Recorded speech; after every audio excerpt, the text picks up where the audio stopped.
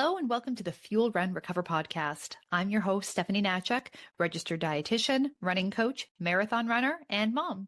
This season, we're breaking down running's biggest trends, hot topics, and myths, and turning them into practical nutrition and training advice you can actually use every day.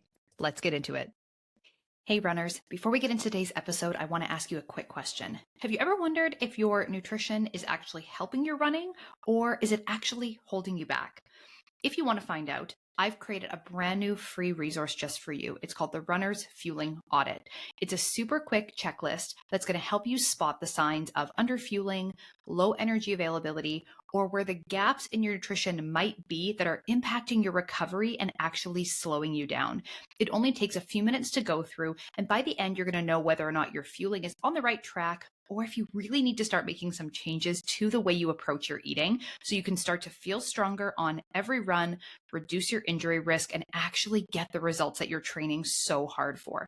You can grab your free copy right now by clicking on the link in the show notes. Again, this is called the Runner's Fueling Audit. It's a free downloadable resource, and it's going to give you so much clarity on how you can start feeling smarter and running stronger.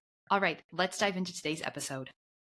All right. Hello, everyone, and welcome to this week's very special episode of the Fuel Run Recover podcast, where I am joined by a special guest, Curtis Hargrove.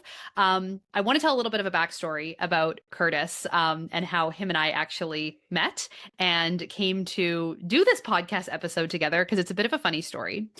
So if any of you remember, Curtis had a very viral moment, and I want to hear your thoughts on this viral moment from your perspective.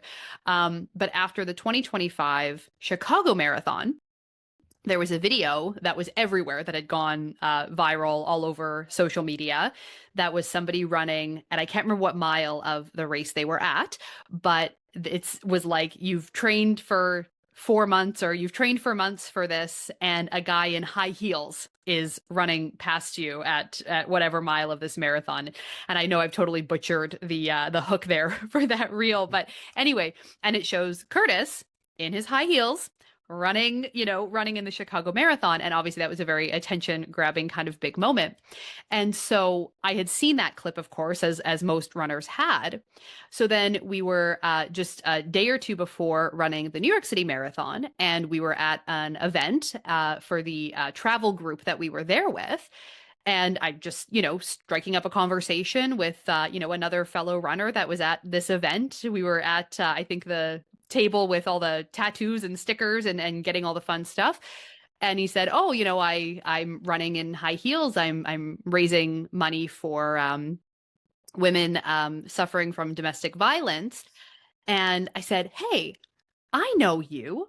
I saw that clip of you. You were running in Chicago, weren't you?" And so, yeah, we just, it was kind of a funny moment to then meet you in real life and in person. And I said, we should get together and plan a podcast episode. I'd love to hear your story and how you came to start running marathons in high heels. So welcome to the show. Awesome. Good morning, Stephanie. All right. So I want to go all the way back, and Yes. I want to hear your origin story of how you even became a runner. Okay, so I had always competed in running. Obviously, like, my school was one of the last schools in our Lakeland area to be able to go to like districts and wards for cross country running and stuff. So I didn't actually get to compete until grade 7. So grade 7, I competed in cross country, track and field as district cross country champion. Competed in St. Paul out of the Northeastern Alberta track team. So I competed nationally and internationally.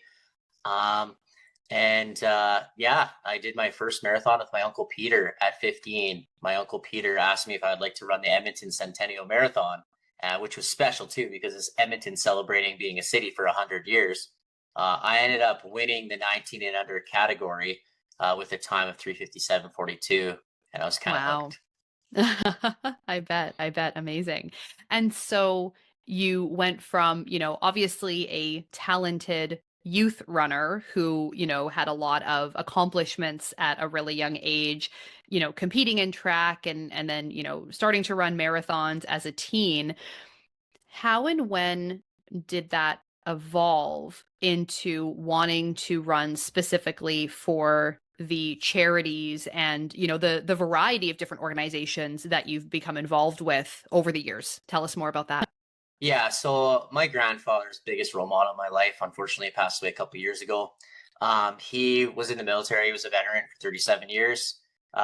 He raised a lot of money for the blind, and his biggest charity was the Terry Fox Foundation. He was always the top fundraiser for the Terry Fox Foundation. I've actually got a trophy over there. It's pretty special to me that I got after he passed away. I'd never seen it before. And so after I graduated, when he was diagnosed with cancer, I thought I would run for two of my greatest idols, my grandfather and Terry Fox.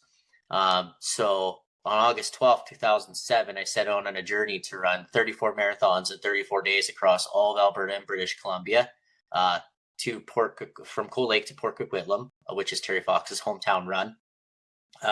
Ended up doing that and raising $50,000 for the Terry Fox Foundation. Oh. And it was a pretty special moment for me because my grandfather, he had actually got a book signed by Betty Fox, Terry's mom, for all the hard work and the fundraising he had done. I don't think in his lifetime he ever thought that he was going to meet her or meet his family. So it was a pretty special moment to have him and have my family there in BC and see this interaction. It was just an incredible moment for me. It was like a full circle moment. Terry Fox's niece shaved my head. I got to hold an official shirt that Terry wore on the Marathon of Hope. So it was just all around a cool moment.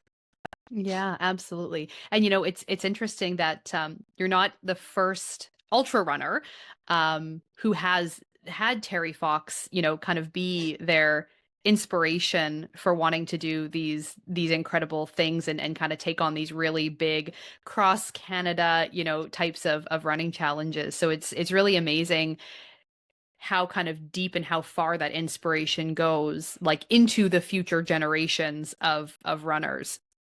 Just kind of quickly as sort of an aside, yourself and members of your family, like you mentioned, your grandfather, have been, really big in the fundraising space for a lot of these organizations. For people who want to also be able to do that, there's a lot of people who are running, especially more world majors, as part of charity groups and really believe strongly in supporting some of these different organizations. Do you have any tips for people who want to kind of become really good at fundraising and raise those types of dollars for these organizations? Like, how do you even go about doing that? So for me, I guess I have a little bit of a different story. Obviously, I've been doing it since I was 15. I'm now 36, going to be 37 soon. I've had a lot of the same sponsors and businesses supporting me over the years. Okay. So I've been lucky enough to have these people continue to support me on these journeys, as well as, my friends, family, and followers that I've gained throughout the years.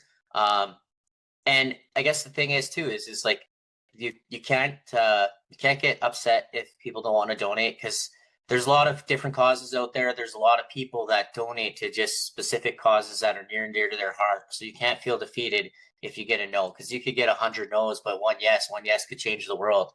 So, and I know, actually, it's funny that you asked that question, because I've seen a lot of marathon burnout and burnout with charities because of the struggling with that. I myself struggled. The Boston Marathon was hard for me. I almost didn't reach my $10,000 goal for that. And that was just due to the fact that I was running for a charity that wasn't in the community. Had I been running for something in the community, a lot more of the sponsors would have stepped up, because a lot of these businesses, they want to see that it's going towards the community. So that's another thing. It's a little bit of a hardship, but you always have those people that support you. So I mean, definitely first off, reach out to those and then start doing unique things. A lot of things, one of the main things a lot of people do, they do the Super Bowl squares. You could do 50-50 draws as long as the organization has a number for that. You can challenge people to donate money, and they get to choose your workout activity for the day. Or another one is like people pay $26.2 for each mile. So then you have a person donating for every mile for 26. That adds up really quick too. So there's just tons of different methods, and it's it's just getting outside the box. And that's what I've always done with a lot of my initiatives. It's been, try to go bigger and better to, really get your name out there, because you're trying to get exposure.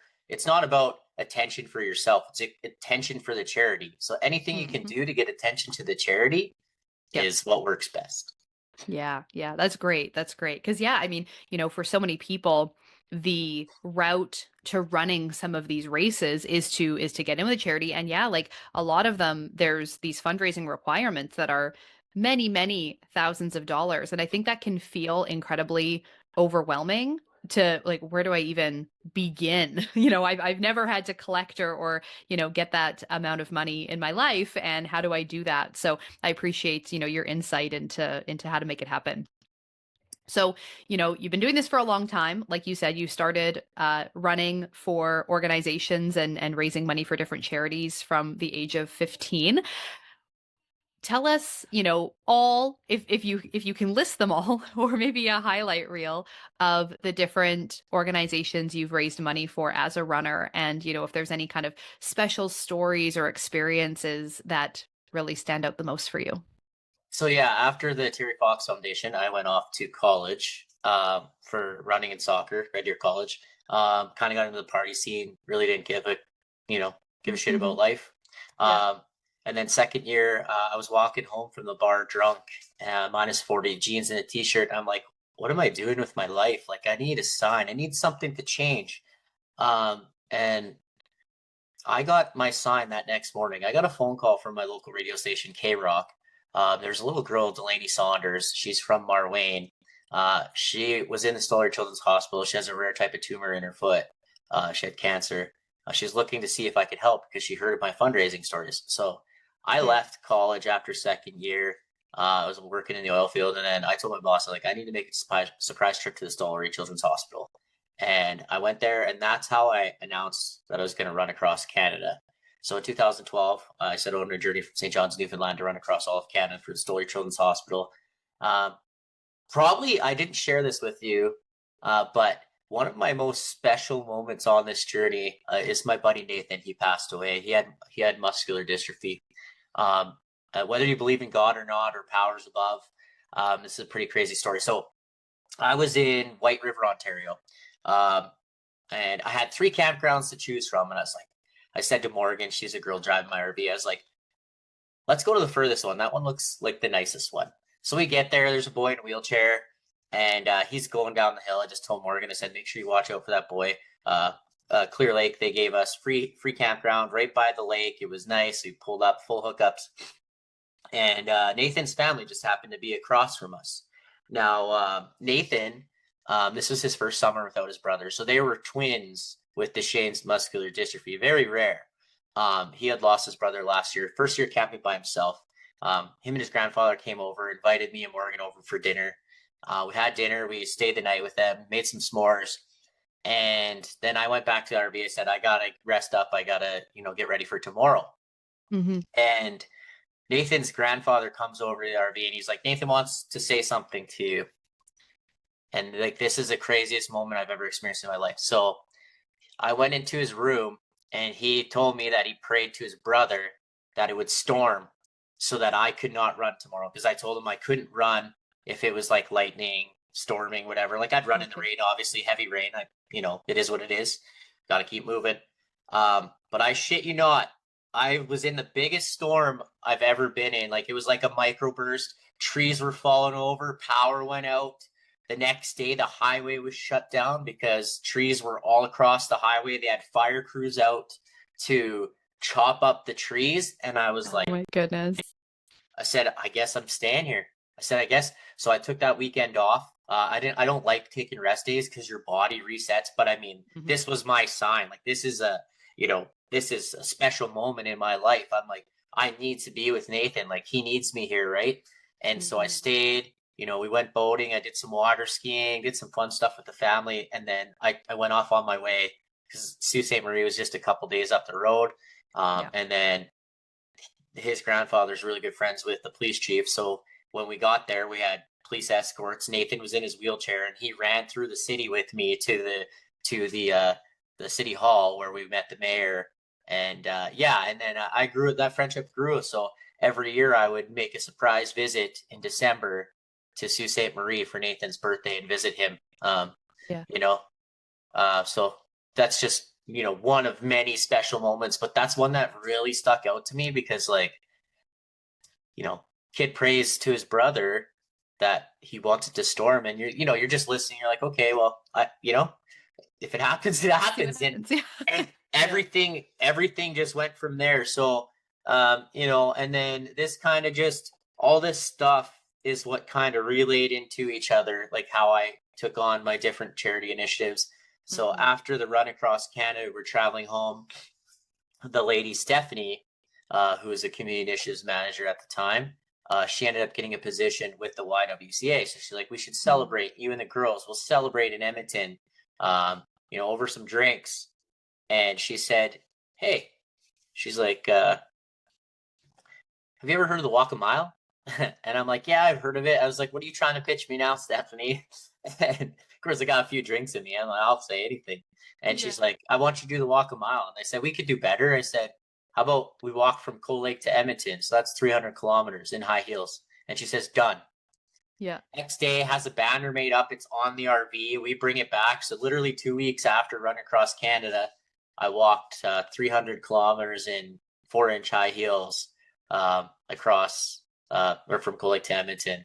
And so like all these things just snowballed into each other. And then Yeah. on the run across Canada, so that's where the high heel running came from. Um, Yeah. and then from there, on my run across Canada, I met a girl, Angel Magnuson. She has her own foundation, Huggins by Angel, which is she makes blankets for sick kids all over the world. And I met her at the 100th Grey Cup because we were part of the Scotiabank Game Changer program. We had a chance to win $100,000 for a charity. She ended up winning, so I felt like I was winning because I was raising money for sick kids too. So it was a great. And then she had emailed me and said she had sent blankets to Ellen DeGeneres and she wanted her to come to her studio to make blankets with her. She didn't get a response. So I said, how about you make another one and I'll be your personal courier. So in 2015, I did 58 marathons in 49 days across from Port Alberni, across Washington, Oregon, and California to Ellen DeGeneres' studio. Oh Um, my gosh. and yeah, so and then that was like my last big run. And then I I ended up tearing my Achilles, separating my shoulders. But before that, sorry, I guess I go before that. I separated both my shoulders. I got a concussion in rugby, bruised my tailbone, and then I kind of got into the drugs. I struggled with mental health and addictions. Um, I ended up, I was registered for 100 miler. I went out all night partying, doing a bunch of drugs, stayed up all night, showed up at the start line at, like literally at 6 o'clock, ready to run this 100 miler. Um, for 7 hours, my heart rate was 190 beats per hour. I had to DNF myself. First race I ever DNF'd in my life. I was really disappointed in myself. And then again, I was watching a friend's house and I was working in the oil field and I partied and did drugs for like 2 days straight. And it was right before Christmas. And I got rushed off a site in an ambulance. My blood pressure was 240 over 220. Basically, I was ready to heart attack stroke range. I got rushed off a site to the hospital. They were ready to ship me to Edmonton. And I felt my heart suck up inside my chest. It just went, and I thought I was going to die. I went to hit the help button. I couldn't say anything. I just remember flashing lights. And I was in the hospital for over a week trying to get my blood pressure down. And I was like, hey, this is my sign. I need to change. I need to evaluate my life because, obviously I was lucky. Somebody was watching over me. I wasn't meant to die that day. Maybe I'm meant to continue sharing my story and to share this because people see the good things. I'm sure you've seen a lot of good things. I mean, you heard a lot of good things. Like we got to spend a lot of time when we were at that event together with Dream Travel Hmm. Canada. You got to hear stories. I got to hear stories from other people, and it's amazing to hear people's why. It really is. So I guess for me, like, I felt like I was living two different lives and I came clean. I made a Facebook Live to the public. I told everybody, this is how it is. You love me or hate me. I'm sorry. But yeah, I literally, I got so much support because people didn't see behind the scenes, right? Usually I was the person everybody would go to because I was like the rock for a lot of people. But when I hit rock bottom, it felt like I had nobody there. I had my sister. My sister 100% believed in me. And I honestly believe if I didn't have my sister, I wouldn't be here today. And, now I'm over 5 years drug free as of October. So, um, yeah, I just, and then all this stuff kind of just led into these world marathon majors. And I find like, you aren't the first ultra runner that I've had on the podcast who has struggled with addiction and, some of those self-destructive types of behaviors. And I can't help but wonder if there is a bit of a pattern with, you know, people that can become very susceptible to those. I mean, the highs are high, but the lows are low Oh, when you are doing such big, hard, incredible things like running across Canada, running from Alberta to California and all of that kind of stuff. Like it's very hard in the real world day to day to like match that level of emotion and to kind of match that feeling. so I think that's such a fantastic thing that you brought up because I have noticed the pattern. Like for myself, it's not as bad. Like, I mean, I just kind of just took on, like, I was going to do bigger projects. Like, I was supposed to run across Australia before, the year I was going to do that. It was on fire. Um, and then I had an event planned to run across the US, and that was right before I tore my Achilles.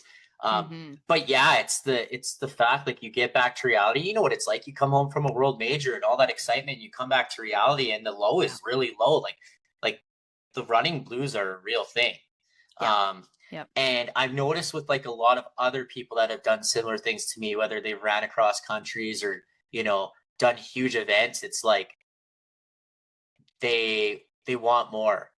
And you Hmm. can see it, especially in social media. Social media wasn't as big as it was when I was back there. Facebook just came out, Instagram literally just came out when I was doing all these things. Like I didn't have all that stuff. Now the people have that stuff. So a lot of people influencing is their life. So Hmm. now people are just trying to go bigger and better and they want more and they want people to see more. And I think like I mean you've seen a lot of things in the running community lately with people with injuries and other things and uh people showing people the wrong way how to do things. But the thing is everybody's different. Everybody like for me, for example, like I don't tell anybody what to do with their body because I'm different. I trained my body for years to run. I trained my body to run 50 kilometers a day every day for 6 months on end sometimes. Hmm. So like people get mad at me. They're like I've had some people say, well, oh, how can you not train and just go out and run like a 3:30 or 3:40 marathon or whatever?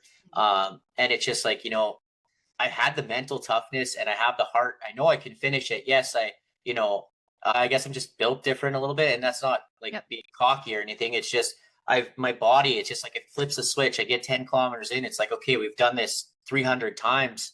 Um, and then the struggle for me is like, I work oil field, I work on the rigs. Sometimes if I'm not working 24s, like with the daylight and night shift crew, sometimes I'm working 14, 16-hour days by the time I get home. Like last thing I want to do is a 30-kilometer long run, right?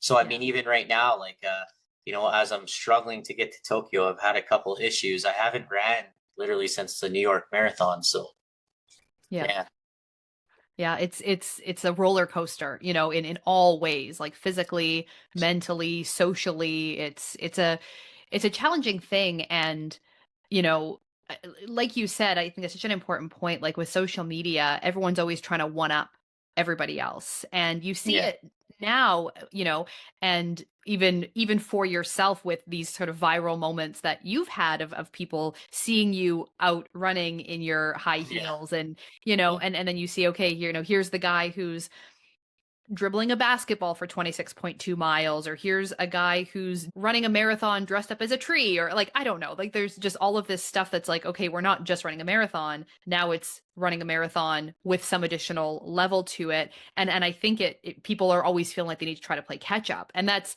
just your average everyday runner feeling that way, never mind people who are doing ultra events and again those really big things. yeah, yeah. And so like I guess getting into my world marathon major, like how this all kicked off. Yeah. Um, so I had won the Chicago lottery. Um, And literally right before the Chicago lottery, or sorry, before the marathon, my grandfather passed away. So I had to, I deferred my race.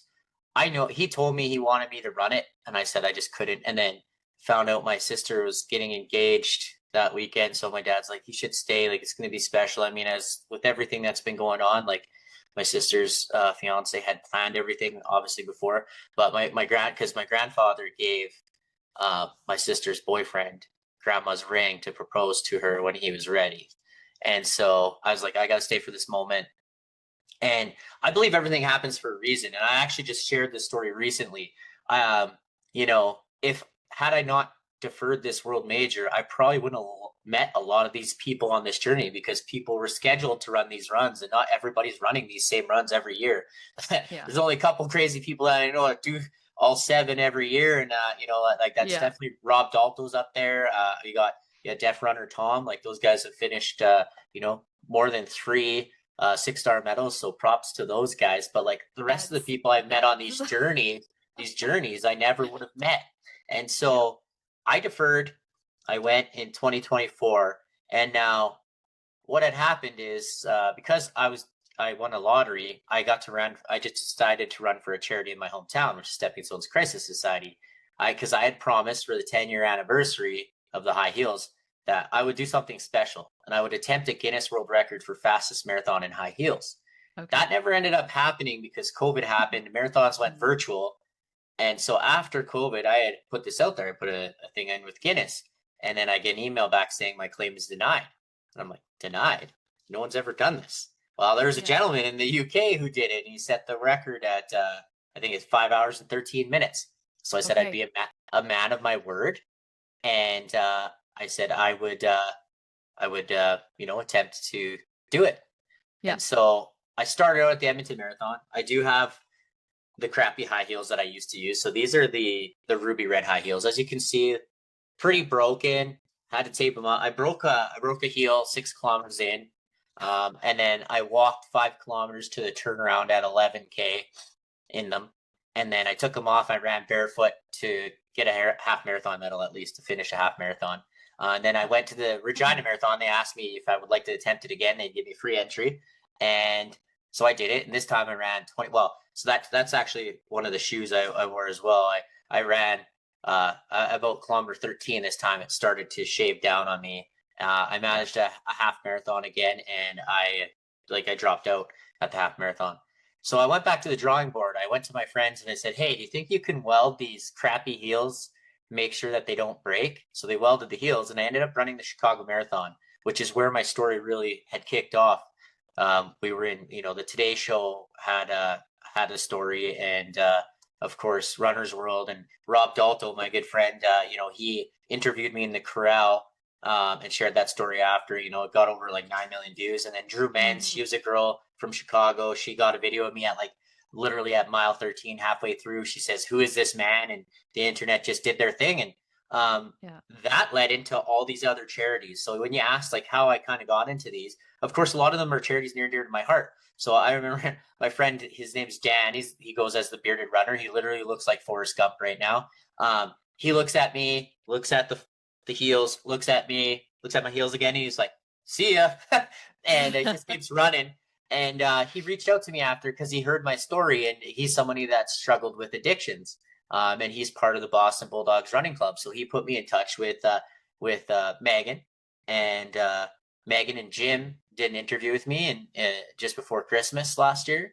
And they announced that they wanted to bring me on with the Boston Bulldogs so I could share my story with my mental health and addictions. And, it kind of just rolled on from there. Like I said, everything just trickled down. And then I ended up running for Hospice UK at the London Marathon to honor my grandfather, because my grandfather did get hospice care. That's how he wanted to live out his life before he passed away, at home with his family. And then MS UK was trying to pick me up at the same time. And I thought, this is special because my sister was diagnosed with MS 7 years ago. They said, we don't have the London Marathon, but we can give you something special. We can give you an entry to the Sydney Marathons. It's first time being a world major. So I was like, of course I'll take it. And so I took that. And then Stephen, of course, with Dream Travel Canada, he's amazing. Him and Jasmine have been so good to me, especially with my struggles. they're very lenient with me with, in terms of getting myself organized for going on these trips with them. So I just want to give them a huge shout out because truly without them, I wouldn't have been able to, be on this mission. So they did get me a bid, which I paid for Berlin, and then they sponsored me for New York.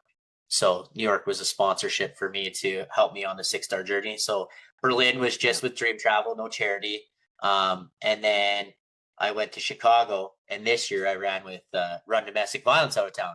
And this was kind of crazy because I was trying to shoot some content with my nieces and nephew, and I was running on the track and I snapped my high heel like completely. I just felt my heel, like my foot just went straight into the rubber, and I'm like, oh no, I didn't sink through, did I? And then I looked and I'm like, no, it was literally my heel was flat across the bottom of the shoe. And so I put a cry out on social media because Sarah Blakely and Sneaks did reach out to me. I had shot a video. Someone asked me if I'd ever run in heels again. I said, only if I had Sneaks. So I just did what I thought would work best, put out a cry on social media. Everybody was tagging Sneaks. They said the support was overwhelming. And they said they would love to support me. So Sarah Blakely and her team had shipped me 2 pairs of Sneaks to Chicago. So I was flying out on the Thursday. Those Sneaks were in my hotel waiting for me. They FedExed them. And they were You'd not run in them before. I never ran in them. I never wore them. I only ran in them I wore them for the interview that I did with Telemundo. And that was it. Telemundo and Fox 32. But I was just a light jog. So, and then, that's where the kind of the viral video went with Genevieve. She says, you train for 4 months only to get passed by a man in high heels at mile 25. And so my thoughts on that was, I told her straight up, I said, yes, it looks like you're getting passed by a man at high heels, but they kept me in my same corral. I think I was in corral E or D or wherever. I was way up there again where because, I asked them if they want me to change corrals. The organization said, no, stay here. Cause I wasn't planning on running in heels again this year. It just happened. And, I had already been on that course for almost 6 hours, whereas these people had probably only been out there for 4.5. So I said, you guys are dusting me right now. I said, at the end of the day, I said, it's all about you against you. You're not competing against other people. You're competing against yourself. You're bettering yourself. But it was funny, right? It's a funny experience. It's a funny thing. And then you're looking at people's stories and they're saying, oh, I got passed by the man running with a pineapple on his head, or I got passed by someone on crutches, different things, right? It's so everybody's kind of got their story, and then or a 10-year-old or an 80-year-old, or and then then it linked into New York, obviously with Dream Travel, where we met after you saw everything, and I got asked to do it again, so I said screw it, why not, and made the best of it. And so now it's leading into next month, actually literally 13 days from now. I'm heading off to Tokyo to finish my 6-star journey and get my 7th medal.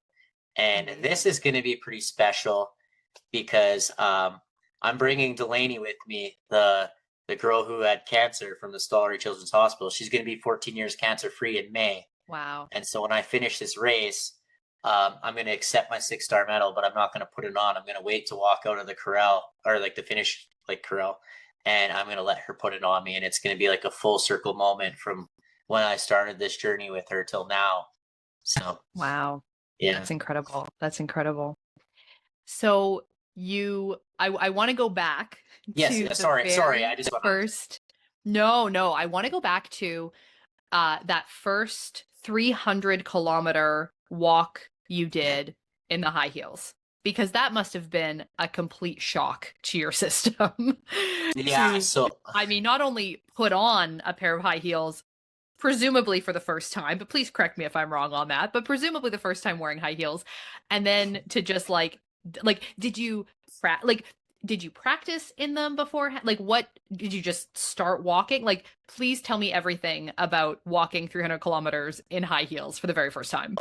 Okay, so I will give you a story. It wasn't the first time I wore heels. Okay. So actually, it has to go back to my college days. I was a doorman at the college bar, the Far Side in Red Deer, and they always hosted a year-end concert in April.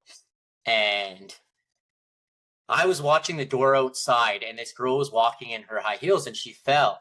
And a bunch of guys laughed at her.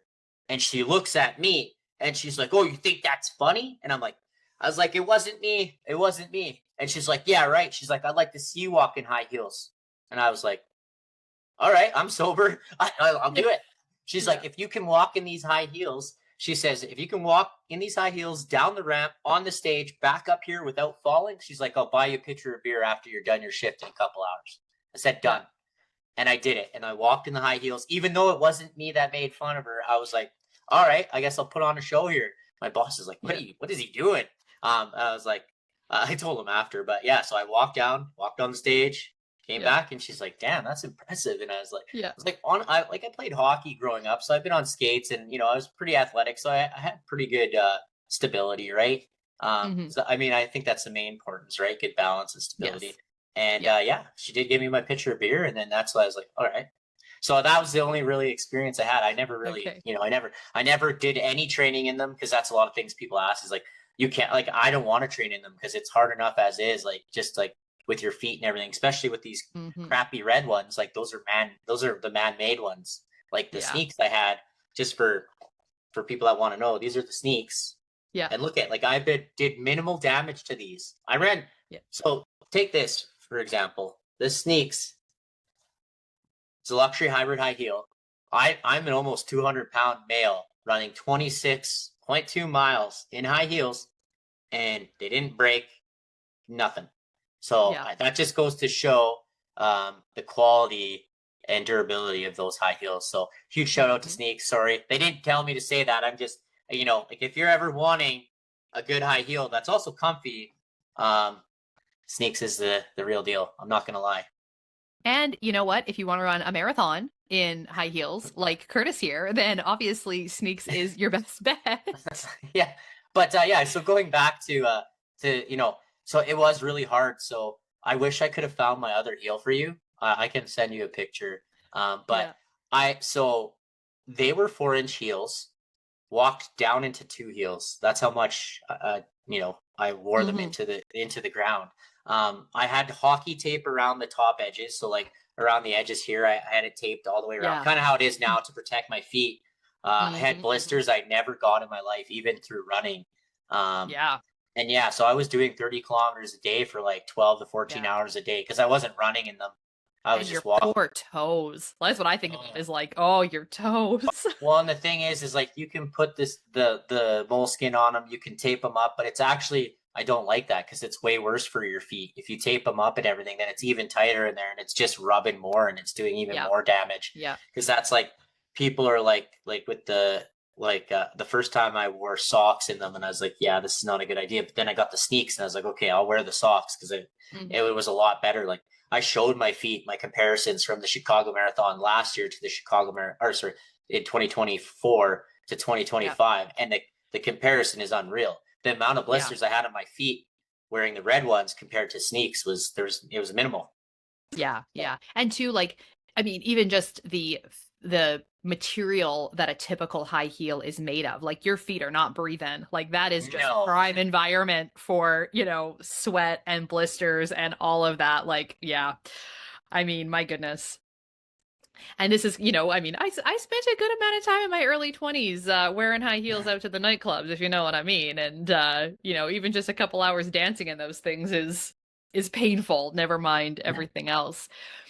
So, as you kind of transitioned from, doing that walk and then hanging up your high heels for a few years before you brought them out again to run in them, did you did you do a lot of training when you decided you were going to start running in high heels? And then what did you kind of do around that, like from a strengthening perspective or a recovery perspective, or how did it kind of change how you run and how you train in order to be able to do that for 26 miles without blowing an ankle or blowing a knee or something? Or is it just luck? So I'm gonna be straight honest with you, and like, I mean, I guess you can see my Strava; it speaks for itself. I didn't do anything, because I was running a marathon every 3 weeks. As of the Sydney Marathon, I ran. Yeah. So every 3 weeks there's a marathon. So from Sydney, after that was Berlin, and then after that was Chicago, and then New York was 3. And the hardest part, I think, for me was doing 2 marathons back to back in high heels, 3 weeks apart. Like, that, Yeah. I mean, and it's not the greatest idea, but obviously it's for such a great cause and they wanted me to continue. So I wasn't going to say no. I wanted to raise more money. Mm-hmm. But so if you look, the only running I ever did, and it wasn't in the high heels, I would wear my shoes um, out to say the Abbott shakeout runs, the Runna shakeout runs, where all my friends, anybody that I meet up with at all these world marathon majors would be. But there was no training. There was just lots of rest, and especially in Yeah. between, I went back to the rig a couple times, and then for the last half of the year, or like the last little bit of the year, I didn't go back because like I was drained. Mm-hmm. I wasn't at the point where I used to be, where I was running a marathon a day. I'm not in the shape I used to be. Um, and right now, I've kind of struggled with some issues, but it wasn't from heels or anything. Right now I'm struggling. I got cross-checked in the back in Mm-hmm. hockey, and I have a couple protruding discs in my back. So I've been working on that. And, the right side of my knee, my left Achilles was kind of going on me. That's not that's the one that I've had issues with for a while, that I thought I was actually going to tear before my right one. So it's just been a lot of rest, you know, because I actually, my family doctor called me yesterday. He just got back and he wanted to go over my CT scan. And he's like, we know you can do it. He says, it's not an issue. He's like, but there are potentials for extra injury. Because I mean, basically with my spine right now is my L4 and L5 are pretty much almost bone on bone. Mm-hmm. So like, like between the nerve damage, everything else I got going on, um, I've been struggling, like sitting is hard right now, like sitting or, Yeah. sometimes when I'm walking, because of overcompensating from my Achilles injury, um, I've just kind of, just been resting. I haven't really put any Yep. running effort in. Like I do have a special event this Friday where I will put on my new Brooks shoes, because I am a Brooks Mm-hmm. ambassador. Yeah. I'm part of the Brooks Collective this year. I got the new Glycerin Flex, so I got a special moment where I'm going to be the official torch lighter for the Alberta Winter Games. So I'm going to run into the energy center in my hometown, and I'll be lighting the cauldron to start the games for these 11 to 16-year-old athletes. So it's going to be like a special send off before I go to Tokyo. But um, yeah, I don't think I'm going to run any miles until I get to Tokyo and I go to some of the shakeouts. I'm just going to Yep. go in there, with my strong mind and my heart, and, finish this run because I know who I'm doing it for. I'm doing it for Ronald McDonald, doing it for Delaney. Um, and it's not going to be about speed. It's just going to be about finishing. Yeah. Yeah. Absolutely. And then what's next for you after that? Any plans after Tokyo, or that's still open-ended? Uh, well, I mean, so right now I am a ambassador for the Toronto Marathon. So right now on Okay. the schedule, that will be next. That's May 3rd. Um, Nothing as of yet. I mean, there was talks about maybe getting picked up for Boston or London. And if I do get picked up for London, it'll probably be in heels. I guess I'll throw that out there.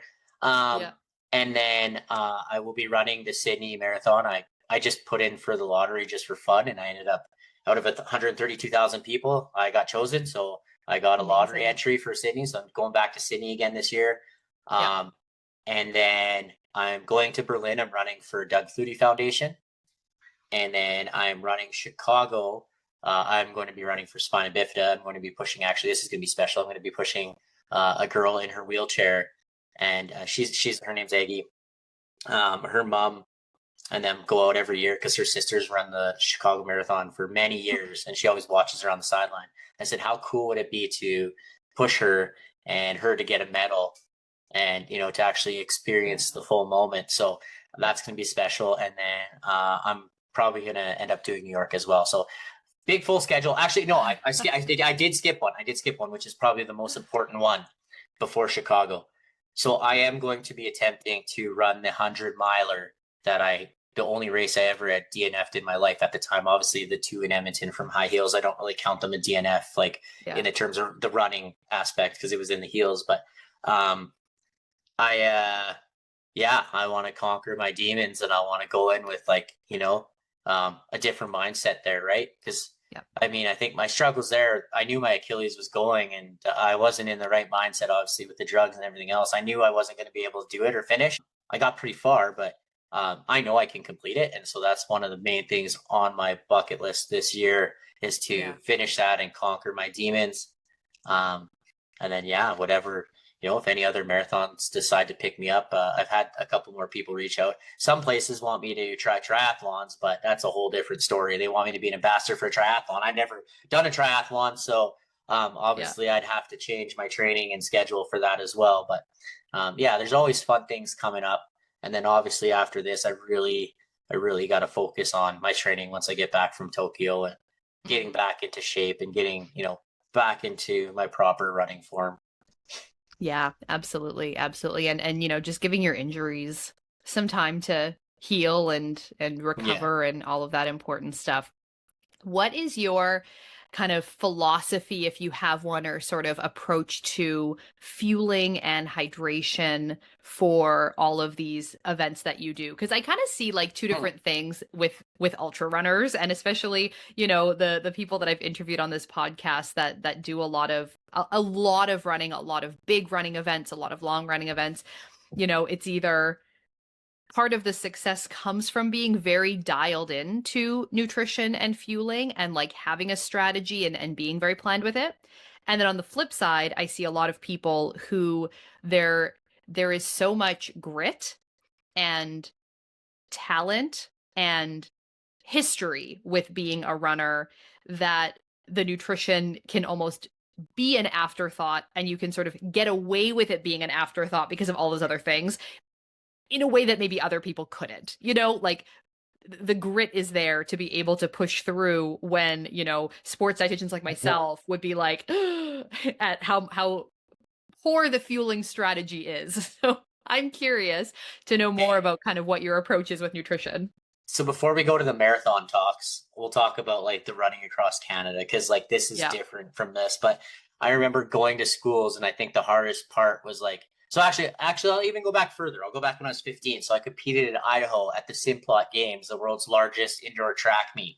And I remember at our team banquet, I don't remember his name. Obviously, this is a long time ago. It was over 20 years. But he was the world record holder for the 400 meters.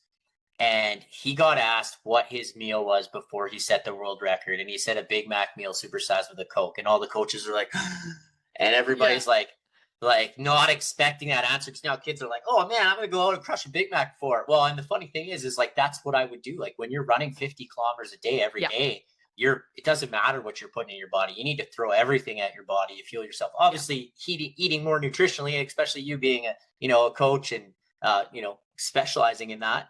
Some of the stuff I was eating, you'd be like, Curtis, what are you doing? But that's just what I like. I could go eat 2 large pizzas to myself after running and still feel hungry. And then it's a thing about training it. Your brain's telling you, or your stomach's telling you you're hungry, but your brain's telling you like, no man, like stop. But you just keep eating, keep fueling. Like, and then even with these marathons, of course, like when you go to these world majors, like it's a little different because you're going to places that you might have not have been in your life, right? And you're meeting new people and you're experiencing new things. So you want to go to these places, and you go out for dinners to some of these nice fancy places, and you're eating steak, you're eating whatever, you're having some drinks if you drink. So my fueling strategy was a little I mean, I carb load all the time, right? I was carb loading and stuff, but and then of course, I just became a Morton ambassador as well. So, I mean, I usually, for my races, like I usually have, 6 gels or so, and I got some salt tabs and everything else. And I fuel myself, throughout the race. And then, like I guess I'm not like your typical person where like, cause a lot of people only strictly do what they have. Like, if I see someone holding out candy on the street, I'm grabbing it. I'm grabbing candy. I'm grabbing a banana. Like if I'm craving something else other than just the gels, where some people, they stick strictly to their plan. And obviously, of course, I'm not running marathons like I used to. I'm not running a sub 3 hour. Like my fastest time's a 2:56. I've been nowhere near that. I think my fastest this year was 3:34 at the Boston Marathon. Like I struggled in Berlin. Like I fueled properly, but Berlin was so hot. Like I ran 4:56. Like I was dead. Like I stopped. This is the first time besides when I almost died running on drugs, that I listened to my body. And like the first time, so the first 10K, I was on pace for a 3 hour marathon in Berlin. And then right after that, I just struggled.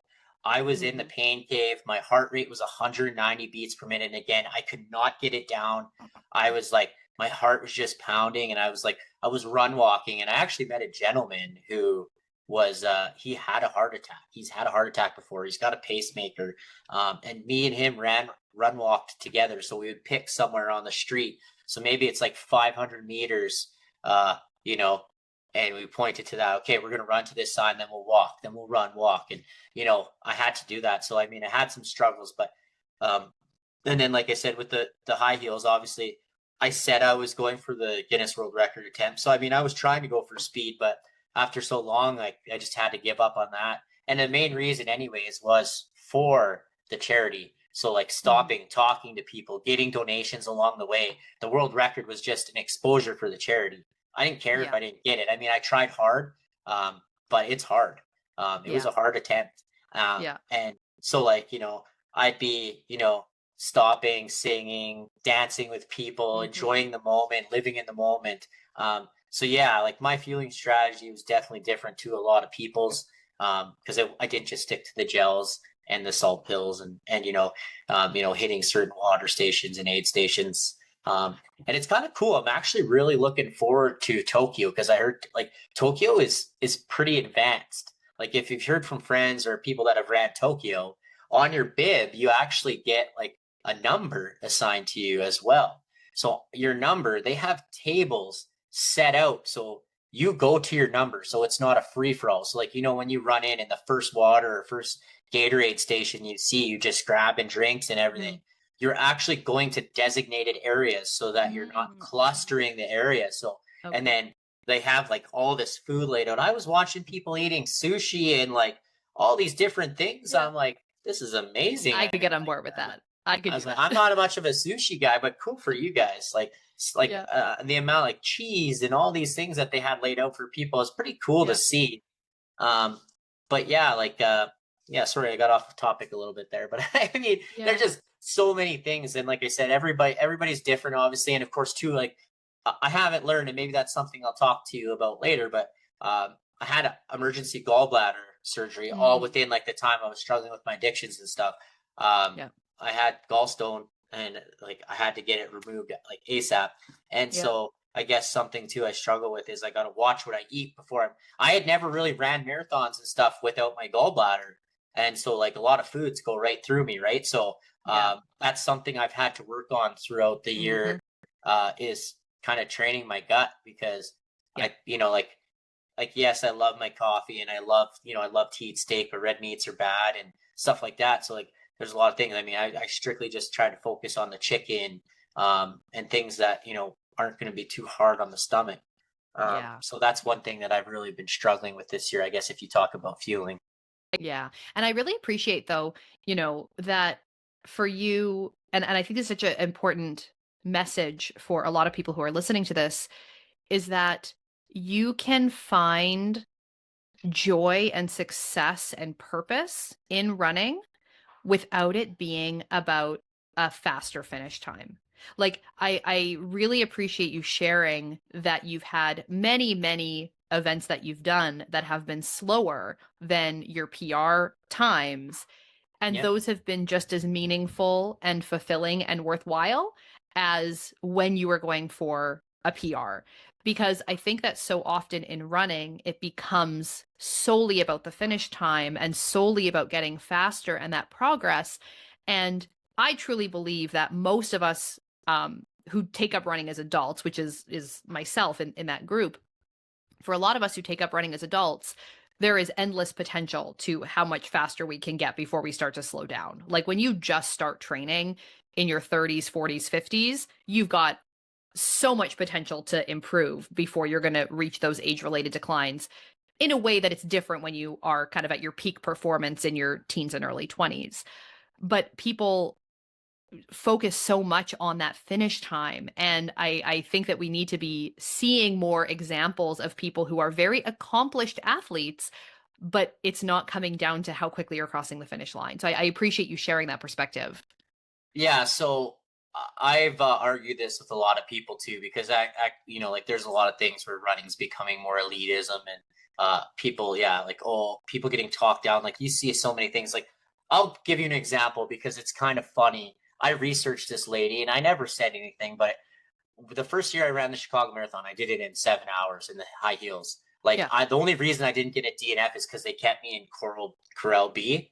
So I asked them to change me, and they said, "No, we want to keep you here. We want you being right up, kind of in the front, right behind the elites." I was like, "This is crazy. I don't want to slow anybody down," so I went right to the right side.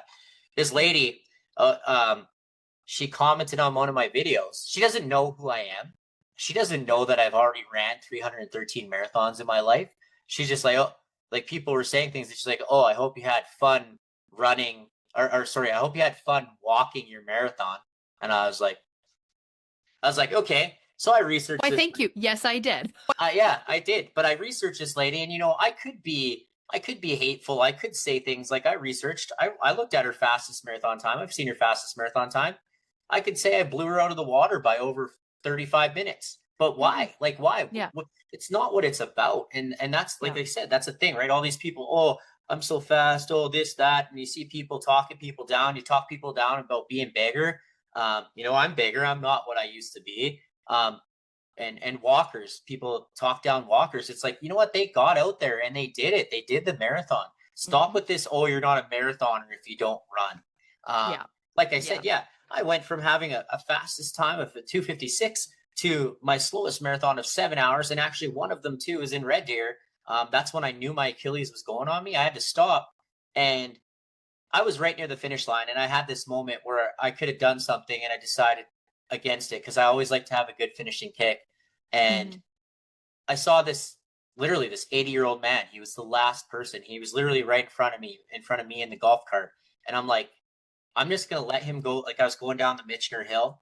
I could have ran past him. I could have, I just let him have his moment crossing the finish line. And I actually finished dead last in that marathon, in the Red Deer Marathon, with a time of 6:06. Because I got taped up at kilometer 32, or no, kilometer 22.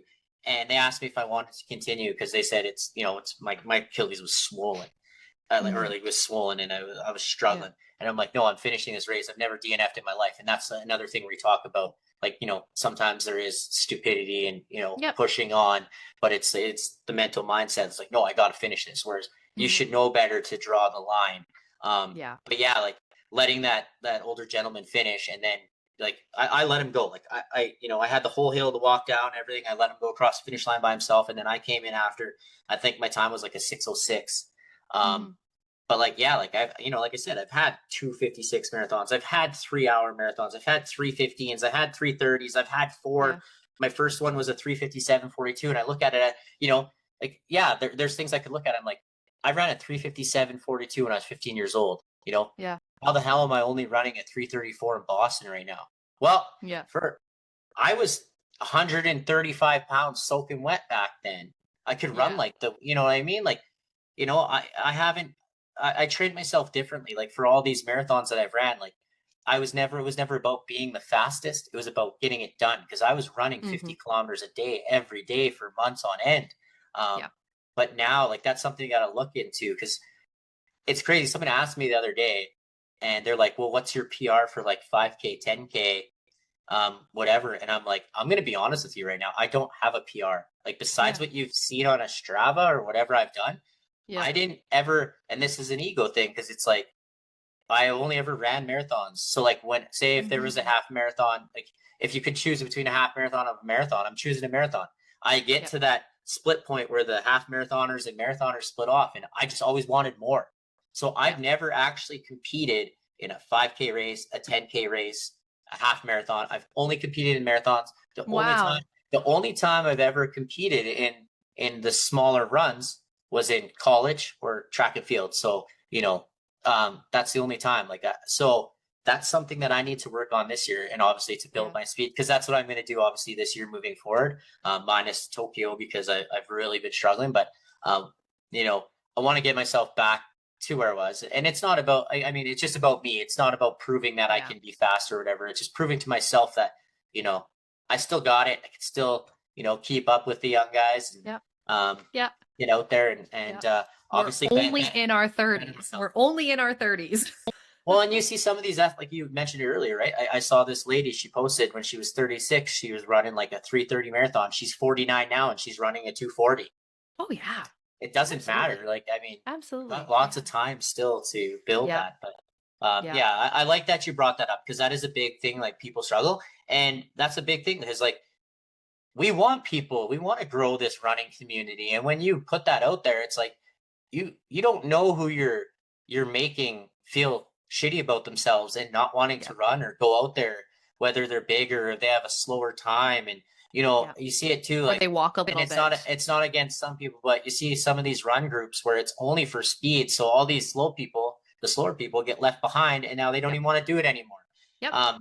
Whereas you go to some run clubs and the fastest people, when they say stop, they stop and they wait for people to catch up and they wait for Yep. everybody to go together as a group. And yeah, so I really like you bringing that up because that's something that I've really, I focused on is, yes, it's nice to have a fast time, but not every race is going to go your way, and people need to know Yeah. that. People need to Yeah. know that it's at the end of the day, it is what it is. As long as you gave it everything you have, and you threw it out there 100% on the line, and did the best you could. It's you against you. I love that actually. I love Rocky. So you asked me some things that people might not know about me. I love Rocky so much. Yeah. Like one of the quotes, it's in the song, "Burning Heart." It's you against you. It's the paradox that fights us all. And it's Yeah. like, I don't know, like that's just how I've always seen it. I mean, obviously, if you're an elite, yeah, it's not you against you because you're competing against the best of the best. Yeah. But I mean, for us out there, like we're just trying to better yourself, right? So Absolutely. Oh, I love that so much. Well, I feel like we could sit here and continue yeah. our chit chat for many, many more hours, but I don't know how long people are going to want to sit and listen. But I I can really talk your off. I know. And I really appreciate you taking the time to sit down with me and just share your story and, all of the things that have inspired you and some of the things that you've been through and struggled with. And I look forward to seeing how you do in Tokyo, how it all comes together. I've got one client who's going to be there in Tokyo as well. So shout Awesome. out to Lorianne and good luck to you both. I hope that it's a wonderful time. And thank you everyone so much for listening to this week's episode of the podcast. I hope that you enjoyed hearing Curtis's story.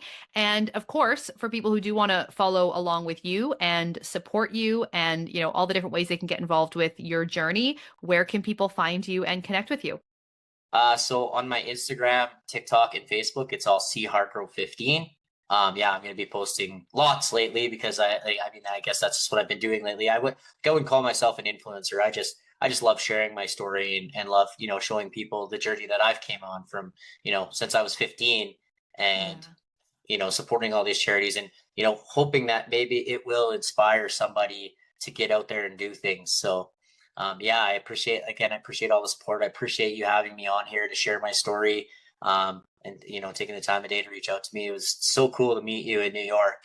Especially after you were kind of talking about that. And because I was kind of sitting back in the room and someone had mentioned me running in high heels, but they didn't know I was there. And then just me whipping them out and showing everybody, like, oh, hey, I'm here. And then I went back to the table where my friends were sitting and I was like, do you know who that guy is? But I appreciate you having me, and hopefully we'll see you again. Who knows? Maybe I'll end up at the Manitoba Marathon or something this year.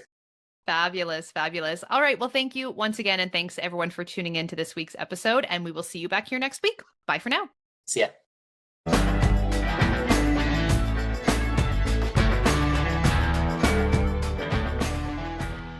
The information on this podcast is for educational purposes only and is not to be used or relied upon for the diagnosis or treatment of any health condition. This information does not create a client-practitioner relationship and should not be used as a substitute for professional medical advice.